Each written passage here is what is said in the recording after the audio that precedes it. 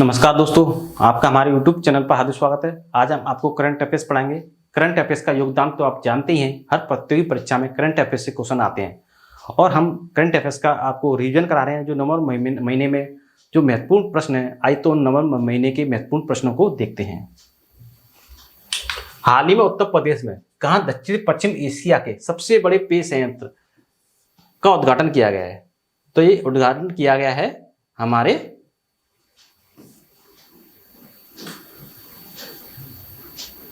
सबसे बड़े पेय संयंत्र का उद्घाटन किया गया है, ये अमेठी में किया गया है। अमेठी में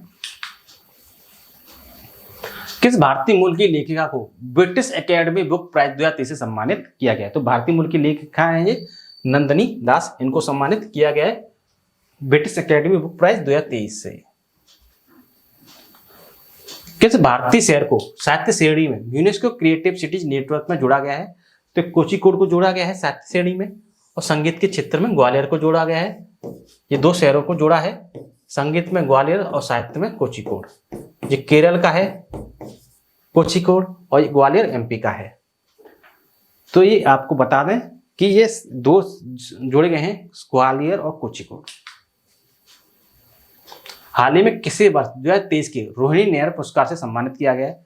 तो दीनानाथ राजपूत हैं, इनको रोहिणी नैयर पुरस्कार से सम्मानित किया गया है। और बता दें कि इन्होंने नक्सली गतिविधियों के माने जाने वाले छत्तीसगढ़ के बस्तर जिले के जगदलपुर की 337 महिलाओं की प्रारंभिक सदस्यता के साथ 2018 में किसान उत्पादक संगठन की इन्होंने स्थापना की थी। इस प्रकार वर्तमान समय में अब किसान उत्पादक संगठन के 4 जिलों में 6000 से अधिक सदस्य हैं। और आपको महत्वपूर्ण नियुक्तियों के बारे में बता देते हैं कि सर्वश्रेष्ठ फिल्म का पुरस्कार रॉकेट द नोम्बी इफेक्ट ने जीता था, और हार्वर्ड लॉ स्कूल का वैश्विक नेतृत्व के लिए पुरस्कार भारतीय मुख्य न्यायाधीश डीवाई चंद्रचूड़ को पुरस्कार दिया गया है। और 8वीं बार रिकॉर्ड बैलन डी पुरस्कार लियोनेल मेसी ने जीता है। नेक्स्ट क्वेश्चन देखते हैं। हाल ही में किस स्टेडियम में सचिन की प्रतिमा का अनावरण किया गया? तो ये मुंबई के वानखेड़े स्टेडियम में सचिन की प्रतिमा का अनावरण किया गया है, मुंबई के वानखेड़े स्टेडियम में। किस फुटबॉल खिलाड़ी ने सर्वश्रेष्ठ खिलाड़ी का बैलन डी पुरस्कार जीता है? तो बता चुके हैं, लियोनेल मेसी ने जीता है पुरुष वर्ग में, रिकॉर्ड 8वीं बार जीता है। और एथेना बोनमाती ने महिला वर्ग में जीता है। क्रिस्टियानो रोनाल्डो ने 5 बार बैलन डी पुरस्कार जीता है, और लियोनेल मेसी ने 8वीं बार, रिकॉर्ड 8वीं बार पुरस्कार जीता है। कौन व्यक्ति हाल ही में स्टेट बैंक ऑफ इंडिया के नए ब्रांड एम्बेसडर बने हैं? तो ये महेंद्र सिंह धोनी बने हैं। और महेंद्र सिंह धोनी एसबीआई की योजनाओं के बारे में ग्राहकों को जानकारी देते हुए नजर आएंगे, और ब्रांड एम्बेसडर के तौर पर धोनी विभिन्न विपणन और प्रचार अभियानों में अहम भूमिका निभाएंगे।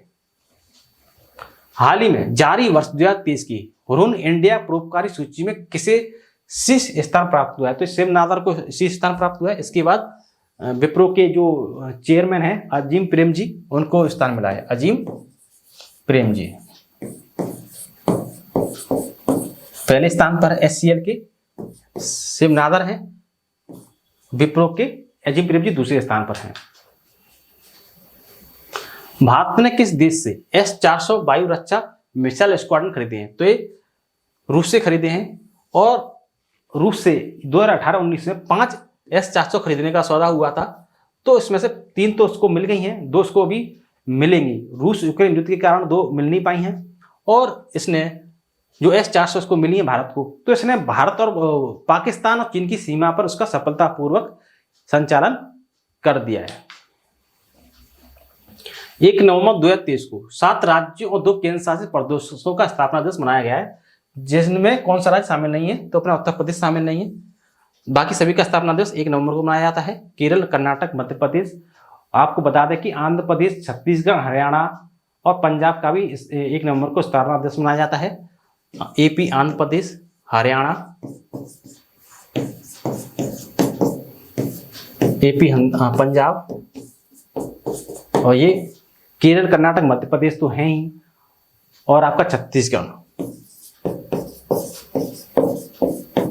और 2 केंद्र शासित प्रदेश हैं, लक्षद्वीप और आपका पुदुचेरी। इनका भी स्थापना दिवस 1 नवंबर को मनाया जाता है। नेक्स्ट क्वेश्चन देखते हैं। हाल ही में टाटा रिन्यूएबल एनर्जी कि एमडीए सीईओ कौन बने हैं? तो ये दीपेश नंदा बने हैं, दीपेश नंदा। हाल ही में कौन सा विश्वविद्यालय अपना खुद का सैटेलाइट लॉन्च करेगा? तो एएमयू करेगा, एएमयू अलीगढ़ मुस्लिम यूनिवर्सिटी। हाल ही में किस शहर में रन फॉर यूनिटी कार्यक्रम का आयोजन किया गया? तो लखनऊ में किया है, ये उत्तर प्रदेश के लखनऊ में। हाल ही में किस देश की जन्म दर में रिकॉर्ड गिरावट दर्ज की गई है? तो इटली में रिकॉर्ड गिरावट दर्ज की गई है।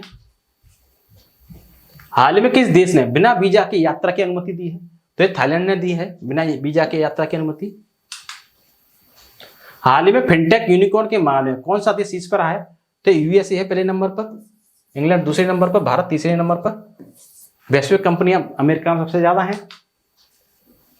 हाल ही में उत्तराखंड में भारत के हंगर प्रोजेक्ट को किस देश का समर्थन मिला है? तो नॉर्वे का समर्थन मिला है। हाल ही में भारत में कहां कैंसर की दर सबसे अधिक रही है? तो मिजोरम में रही है। हाल ही में सुल्तान इब्राहिम किस देश के नए राजा बने हैं? तो ये मलेशिया के नए राजा बने हैं सुल्तान इब्राहिम। हाल ही में कौन भारत में आईफोन का उत्पादन शुरू करने जा रहा है? तो टाटा समूह आईफोन का उत्पादन शुरू करने जा रहा है। आईफोन का उत्पादन टाटा समूह करने जा रहा है भारत में। हाल ही में किस देश ने 40वां अंटार्कटिक वैज्ञानिक अभियान शुरू किया? 40वां, तो ये चीन ने शुरू किया है। हाल ही में कौन विश्व स्वास्थ्य संगठन के दक्षिण पूर्व एशिया क्षेत्र का नेतृत्व करेंगी? तो साइमा वाजिद हैं, ये जो बांग्लादेश की प्रधानमंत्री शेख हसीना की लड़की हैं ये।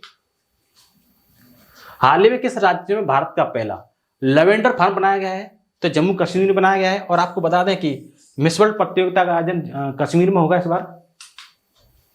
हाल ही में श्रीलंका के त्रिकोमाली में भारतीय स्टेट बैंक की शाखा का उद्घाटन किसने किया? तो एसबीआई की शाखा का उद्घाटन किया है जो भारत की वित्त मंत्री है निर्मला सीतारमण। इन्होंने एसबीआई की शाखा का उद्घाटन श्रीलंका के त्रिकोमाली में किया है। फीफा पुरुष विश्व कप 2034 की मेजबानी कौन करेगा? तो ये सऊदी अरब करेगा, सऊदी अरब। हाल ही में किस देश ने अंतरिक्ष स्टेशन के लिए अपना सबसे कम उम्र का दल रवाना किया है? तो चीन ने सबसे कम उम्र का दल रवाना अंतरिक्ष स्टेशन के लिए किया है। हाल ही में किसे वैश्विक शिक्षक पुरस्कार 2023 मिला है? तो दीप नारायण नायक हैं, दीप नारायण नायक, इनको वैश्विक शिक्षक पुरस्कार 2023 मिला है। विजन इंडिया @ 2047 योजना, विजन इंडिया @ 2047 योजना तैयार करने का काम किस संस्था को सौंपा गया है? तो नीति आयोग को सौंपा है। और नीति आयोग के जो सीईओ हैं PVR सुब्रमण्यम है, उनका अनुमान है कि 2047 तक भारत विकसित देश बन जाएगा और इसकी अर्थव्यवस्था $30 ट्रिलियन की होगी, $30 ट्रिलियन की होगी। और प्रति व्यक्ति सकल घरेलू उत्पाद $17,590 होगा, $17,590। और ये $30 ट्रिलियन भारत की अर्थव्यवस्था। नेक्स्ट क्वेश्चन है, सलीमुल हक जिनका हाल ही में निधन हो गया किस पेशे से जुड़े हुए थे? तो ये जलवायु परिवर्तन विशेषज्ञ थे और बांग्लादेश के ढाका में इनका संगठन था international centre for climate change and development. और ये एक जलवायु परिवर्तन पर्यावरण विकास के क्षेत्र में एक सम्मानित विशेषज्ञ थे। किस कंपनी ने भारत की पहली उपग्रह आधारित गीगाबाइट ब्रॉडबैंड सेवा शुरू की है? तो रिलायंस जियो इन्फोकॉम ने शुरू की है, जिसका नाम है जियो स्पेस फाइबर। और इसका उद्देश्य जो ग्रामीण क्षेत्र है, दूर दराज के क्षेत्र है, वहां बेहतर इंटरनेट कनेक्टिविटी की सुविधा प्रदान करना है। हाल ही में किस देश के वैज्ञानिकों ने कोकीन के लिए एक टीका विकसित किया है? तो ब्राजील के वैज्ञानिकों ने कोकीन के लिए टीका विकसित किया है। ब्राजील के वैज्ञानिकों ने कोकीन के लिए टीका विकसित किया है। यूरोपीय संघ और भारत ने अपना पहला संयुक्त नौसैनिक अभ्यास किस स्थान पर आयोजित किया है? तो ये गिनी की खाड़ी में आयोजित किया है यूरोपीय संघ और भारत ने अपना पहला नौसैनिक अभ्यास। और इसमें भारत की INS सुमेधा ने भाग लिया है, INS सुमेधा। किस देश की एक अदालत ने 8 पूर्व भारतीय नौसेना कर्मियों को मौत की सजा सुनाई है? तो कतर की अदालत ने भारत के 8 पूर्व नौसेना कर्मियों को मौत की सजा सुनाई है। और भारत के विदेश मंत्री S जयशंकर ने इन पूर्व नौसैनिकों के परिवारों से मुलाकात भी की है। इन नौसैनिकों पर इजराइल के लिए जासूसी करने का आरोप है, इजराइल के लिए जासूसी करने का आरोप है। कतर बोलता है कि भारत के 8 नौसैनिक इजराइल के जासूसी कर रहे थे। भारतीय अंतर्राष्ट्रीय फिल्म महोत्सव में अंतर्राष्ट्रीय जूरी पैनल के अध्यक्ष कौन होंगे? तो शेखर कपूर होंगे, Shekhar Kapoor. Wild life photographer of the year पुरस्कार किसे मिला है? तो ये विहान ताल्या को मिला है। विहान ताल्या 10 वर्ष की विहान ताल्या है ये। कोलकाता के राजभवन में प्रतिष्ठित सिंहासन कक्ष का नाम बदलकर क्या किया गया है? तो सरदार वल्लभ भाई पटेल एकता कक्ष किया गया है, जो कि 31 अक्टूबर को प्रतिवर्ष राष्ट्रीय एकता दिवस मनाया जाता है। प्रधानमंत्री मोदी जी की जो सरकार आई थी 2014 में आई थी, तभी से राष्ट्रीय एकता दिवस मनाया जा रहा है 31 अक्टूबर को। और इसी 31 अक्टूबर को कोलकाता के राजभवन को प्रतिष्ठित जो सिंहासन कक्ष का उसका नाम बदलकर सरदार वल्लभ भाई पटेल एकता कक्ष कर दिया गया है। नाइट फ्रैंक के प्राइम ग्लोबल सिटीज इंडेक्स के अनुसार वैश्विक आवास मूल्य वृद्धि में कौन शीर्ष पर है? तो मनीला शीर्ष पर है, जिसमें आवासों की कीमत सबसे तेज वृद्धि दर्ज की गई है, और मुंबई चौथे स्थान पर है। और आपको बता दें कि सबसे प्रदूषित शहरों में मुंबई दूसरे स्थान पर है और भारत का पहला शहर है। चौथे एशियाई पैरा खेलों में भारत ने कितने पदक जीते? तो भारत ने 111 पदक जीते एशियाई पैरा खेलों में, और एशियाई खेलों में भारत ने 107 पदक जीते। और दोनों का आयोजन हांगजू, चीन की हांगजू में इसका आयोजन हुआ। एक चीज और बता दें आपको,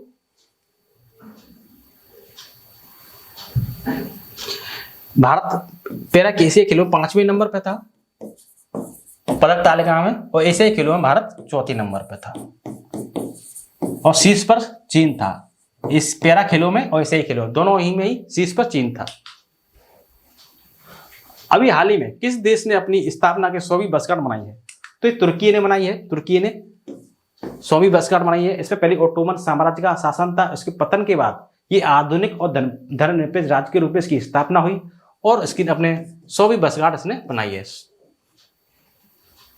हाल ही में किसे भारत के नए महासर्वेक्षक के रूप में नियुक्त किया गया है? तो हितेश कुमार एस मकवाना है ये, इनको महासर्वेक्षक के रूप में नियुक्त किया गया है।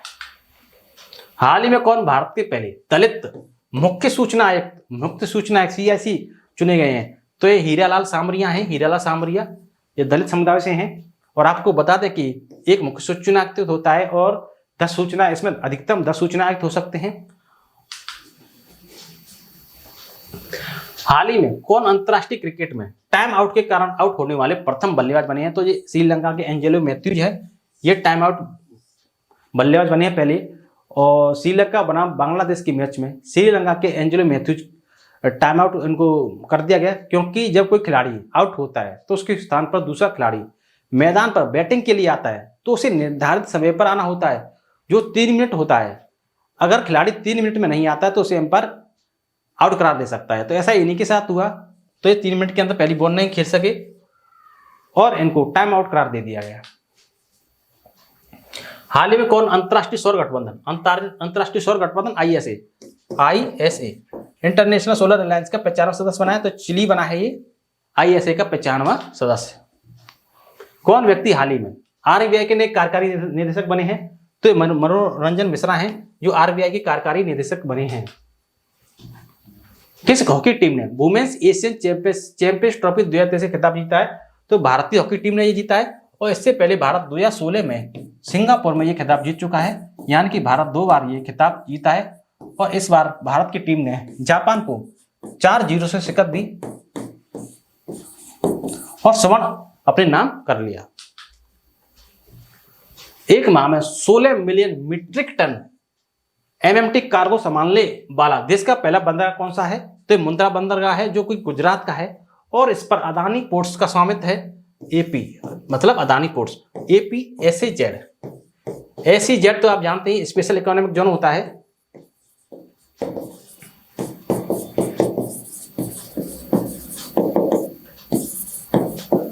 AP Adani P for ports, SEZ special economic zone, इसकी फुल फॉर्म कभी पूछ ली जाती है, जो वित्तीय क्षेत्र से संबंधित होता है। किस भारतीय राज्य ने ग्लोबल रिस्पॉन्सिबल टूरिज्म अवार्ड 2023 जीता है? जो कि केरल ने जीता है। पर्यटन की दृष्टि से केरल काफी महत्वपूर्ण शहर है। हाल ही में L&T किस राज्य के भोगापुरम में ग्रीनफील्ड हवाई अड्डे का निर्माण करेगी, जो कि आंध्र प्रदेश में करेगी।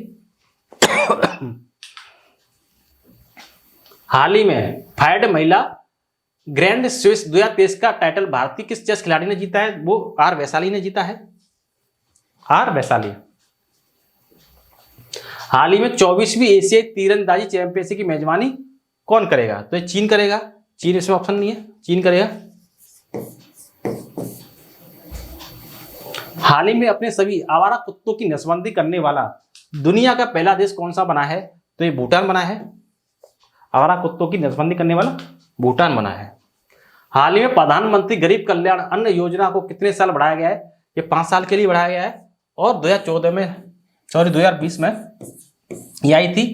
कोविड-19 के दौरान ये 2020 में इसको लॉन्च किया गया था और 5 साल के लिए इसको बढ़ाया गया है। और इसमें राष्ट्रीय खाद्य सुरक्षा अधिनियम 2013 के तहत पात्र राशन कार्ड धारकों को 5 किलो मुफ्त खाद्यान्न उपलब्ध कराया जाता है। हाल ही में किस राज्य में भारत का पहला जल विश्वविद्यालय खुलेगा? तो भारत का पहला जल विश्वविद्यालय उत्तर प्रदेश में खुलेगा।